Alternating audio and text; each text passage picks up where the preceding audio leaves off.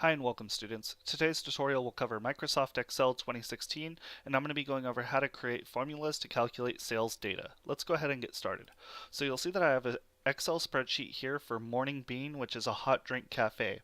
I have covered some sales statistics within column B, and I've broken it into two categories, 2017 and 2016. So those are the two years that our data is going to contain, and then I'm going to go over all of the statistics that we're going to calculate in today's tutorial. So first thing we have to know is down here is where our sales data came from. This shows you the state in which the store comes from or is located in, and then the store address as well as the store sales data.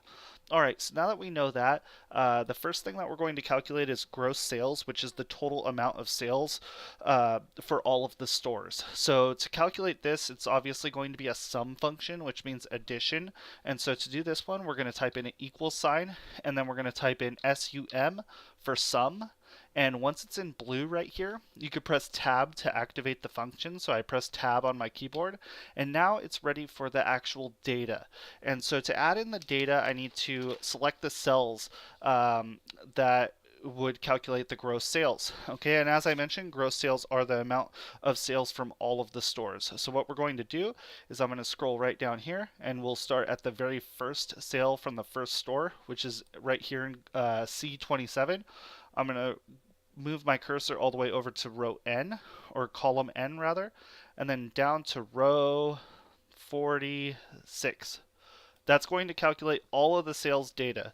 Now once I have that done, I'm going to press enter, and you will see it has now calculated the gross sales for all of the stores for 2017. Next, in this next row here, you'll see the cost of sales. The cost of sales is the cost of creating the Morning Bean products, so everything related to product expenses. The next thing you'll see here is operating expenses, and this line item, what that is it's the cost of running the individual stores, including the employment and insurance costs. So these two items right here are going to be our expenses. All right, so right down here is the net profit and loss. And so the way that we calculate the net profit and loss is we add up our profits and then we subtract our expenses. So I'm going to redo this formula right here so that you can see how to do it. And so I'm going to start with the equal sign. And again, your profit and loss is the difference between the income and the gross, or income from the gross sales, which is this number right up here. So I'm going to go ahead and type that in.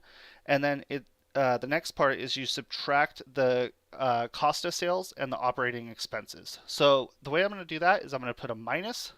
Okay, so C6 minus, and then I'm going to open up the parentheses because we remember Excel works like the order of operations, and so we know that if we put parentheses in, it's going to calculate everything within the parentheses first. And so I'll click on the cost of sales, which is that one in C7, and then I'm going to put plus right here, the operating expenses.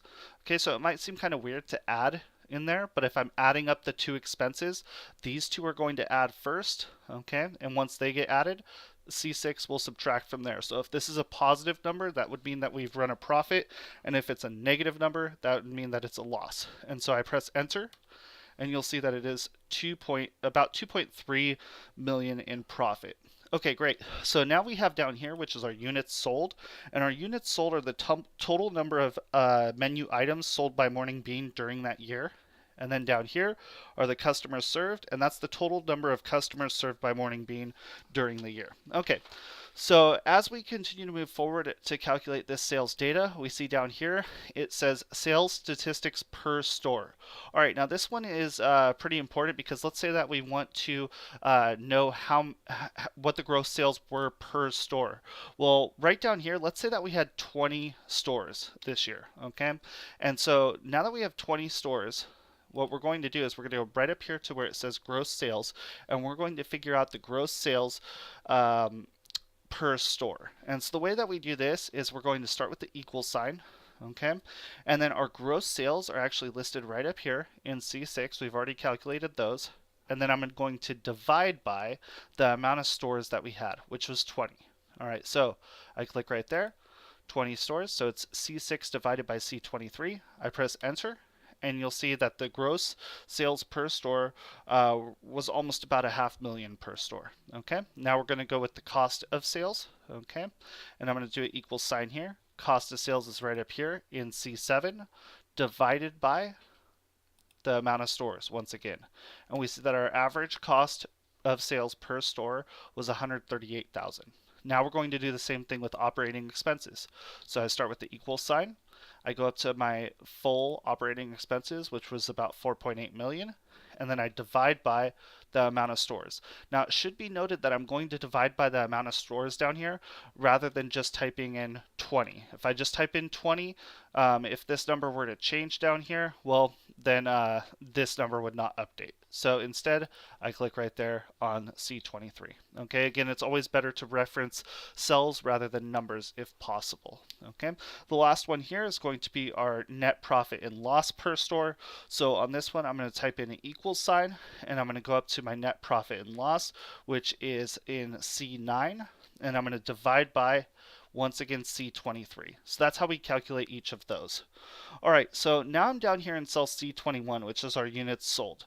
All right, so our units sold per store is going to be equal sign. I'm going to find my units sold right up here.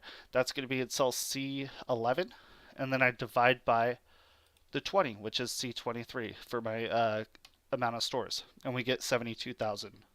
And then finally, we have right here, customer served. Start with your equal sign. We go up here to customer served, and we divide by C23. Okay, so there we go. We now have this one right here in cell C22, and so we've officially calculated all of this. All right.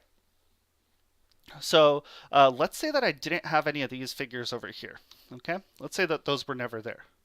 Well, since I referenced each of these cells as C23, I could actually copy all of these over just like that.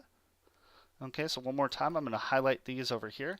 And let's say that I didn't have these numbers. I'm going to use the autofill handle, which is in the bottom right of this rectangle. You'll see I'm hovering over it. It has the plus sign. I move it to the right, and it's going to auto-calculate all of those. Now you say, oh, well, won't it reference C23 over here with 20 stores? If I double-click on the cell, you'll see that it actually moved the references over. So every time that you highlight the cells over, it's going to move that reference along with it. Now this one's obviously D6 divided by D23. That's what's called a relative cell reference. Okay, so the formulas in Excel by default are relative cell references, and they will move along with the formula. Okay, so oops.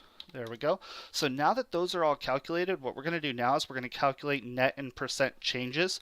So let's start up here with the net change in cell E6. And so the net change is going to be the difference in gross sales between the previous year and the current year. So the way that I'm going to do this is I'm going to start with the equal sign. Oops, equal sign. And for subtraction, there's no real formula that you need. You just take the original cell and then put a minus sign and then the next cell. And so there's no formula that you really need. So to calculate gross sales here, I'm going to go with cell C6, which is our sales for 2017, minus D6, which was our sales from the previous year for 2016.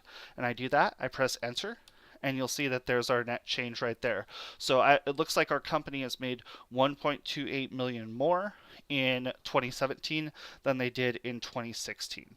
Okay, great. So that's how we calculate that one. Now let's look at percent change over here. Now this is a percentage. So what we want to do on this one is we want to calculate the percent change in gross sales from the previous year to the current year. So let's go ahead and type in equal sign to begin with, and I'm going to open up parentheses on this one, and now I'm going to do C6 minus D6, just like that, close the parentheses, divided by D6. Okay, now let's think about this formula for a second.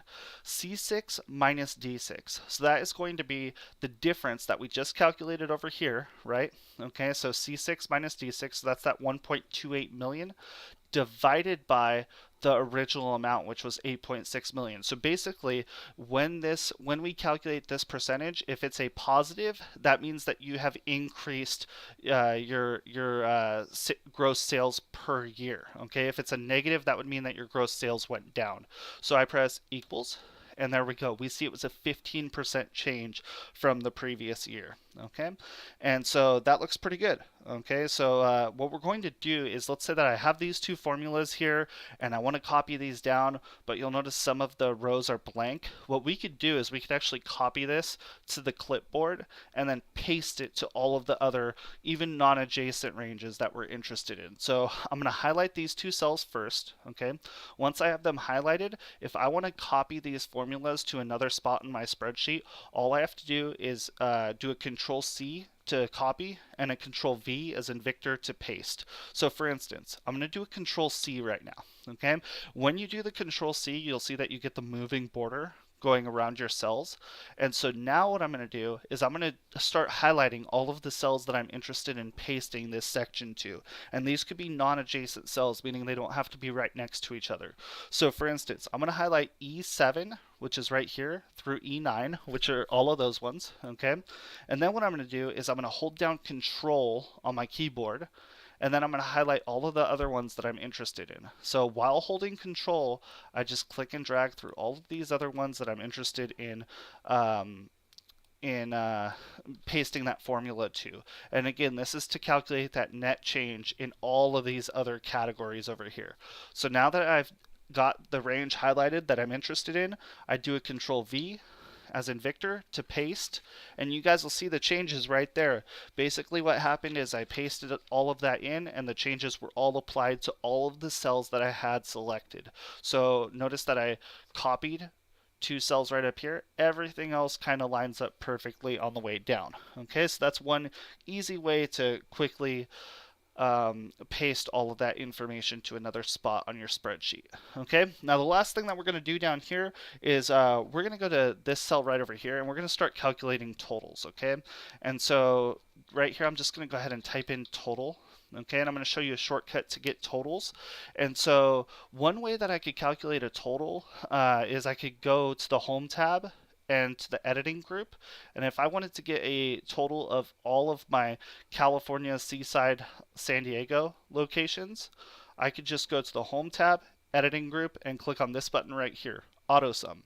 I click Auto Sum, it's going to highlight the range that it thinks I want to add, and I'm going to say okay, equals the sum of C27, which is right here, through N27, and I say that, yeah, that's correct. I press enter, it's going to calculate that.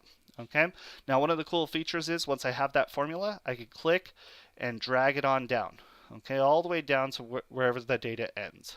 Okay, and so when I do that, it autofills. One more time, just in case that wasn't clear, I clicked right here in the bottom right corner. It's that autofill handle, and then I click and drag down. Okay, and so you should have that black plus sign when you do this. All right, then I autofill, drag it down. Very good. The last part that I'm going to do right here is I'm going to type in total right over here, and I'm going to start calculating for each month individually. Now I showed you guys before, I did it one at a time and then kind of copied the formula over. Here's an even shorter trick to getting this done. So one thing that I could do is I could either go to the auto sum here, do the same thing and copy it over just like that, or okay, the probably fastest way to do it is to highlight each of these right here. Okay, so every cell that I'm interested in getting that auto sum from, and then I go to auto sum, and you'll see it automatically calculates everything at once. Okay, so that's a shortcut to basically auto sum all of the column headings at one time. So hopefully these tips and tricks have helped you learn how to create formulas for calculating your sales data. If this video has helped you out, please give it a thumbs up and subscribe to the channel. If you have any questions about anything that was covered, please put it in the comment section, and I will try to get back to you and help you out. Otherwise, thank you so much for watching. I do appreciate it, and have a great rest of your day.